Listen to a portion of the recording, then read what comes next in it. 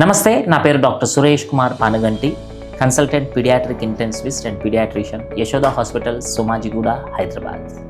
మీ పిల్లవాడు తరచుగా కడుపు నొప్పి బారిన పడుతున్నాడా? తరచుగా డయేరియా లేదా కాన్స్టిపేషన్ నోటీస్ చేస్తున్నారా?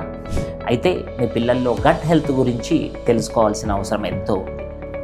ఎలాగైతే మన మెంటల్ హెల్త్కి మెదడు పూర్తిగా హెల్తీగా ఉండటం అవసరమో, మన ఫిజికల్ హెల్త్ లేదా బాడీ హెల్తీగా ఉండటానికి మన గ్యాస్ట్రో ఇంటెస్టైనల్ ట్రాక్ట్ లేదా పేగులు మరియు దానికి సంబంధించినటువంటి ఆర్గన్స్ హెల్తీగా ఉండటం చాలా ఇంపార్టెంట్. మనం గట్ హెల్త్ గురించి డిస్కస్ చేయాలనుకుంటే కనుక గట్ లోపల వేరియస్ బ్యాక్టీరియా ఉంటాయి. వాటినే మనము గుడ్ బ్యాక్టీరియా అంటాము. ప్రోబయాటిక్స్ లేదా గుడ్ బ్యాక్టీరియా అనేవి మన ఓవరాల్ హెల్దీ సిస్టమ్ని మెయింటైన్ చేయడానికి చాలా అవసరం.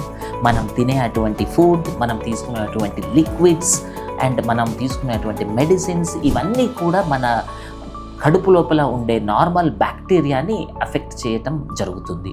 సో ప్రతి పిల్లవాడికి స్కూల్లో బెస్ట్ ఫ్రెండ్ ఉన్నట్టుగానే మన పేగులకి ఉండేటువంటి 3 బెస్ట్ ఫ్రెండ్స్, వాటి గురించి తెలుసుకుందాం. ఒకటి ఫర్మెంటెడ్ ఫుడ్స్ లేదా ప్రోబయాటిక్స్, అంటే పెరుగు లేదా మజ్జిగ, ఇటువంటి వాటిల్లో ఉండేటువంటి మంచి బ్యాక్టీరియా ఏవైతే ఉంటాయో ఓవరాల్ మన పేగులనే కాకుండా శరీరాన్ని హెల్తీగా ఉంచడానికి సహాయపడతాయి.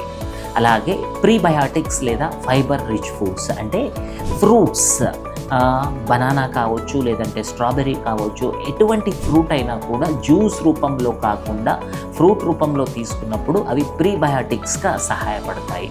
అలాగే colourful vegetables and colourful fruits, ఇవి మనకు మల్టీవైటమిన్స్ లేదా మినరల్స్ ఇటువంటివి డెఫిషియన్సీ రాకుండా కాపాడుతాయి.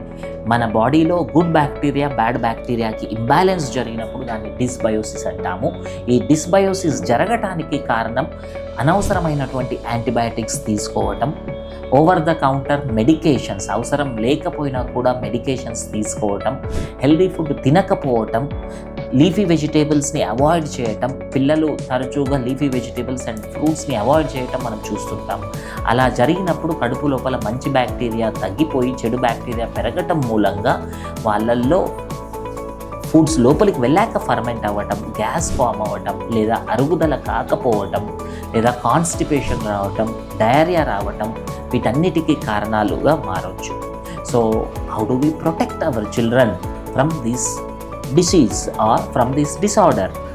3 ఫ్రెండ్స్: ఫర్మెంటెడ్ ఫుడ్స్ లేదా పెరుగు, మజ్జిగ, ఇటువంటి food items, and fibre rich foods like all fruits and colourful vegetables and fruits. వీటి ద్వారా మనము పిల్లవాడికి ఆరోగ్యకరమైనటువంటి జీవితాన్ని మనం ఇవ్వగలుగుతాం. If you found this video useful, like, comment and subscribe for more health updates.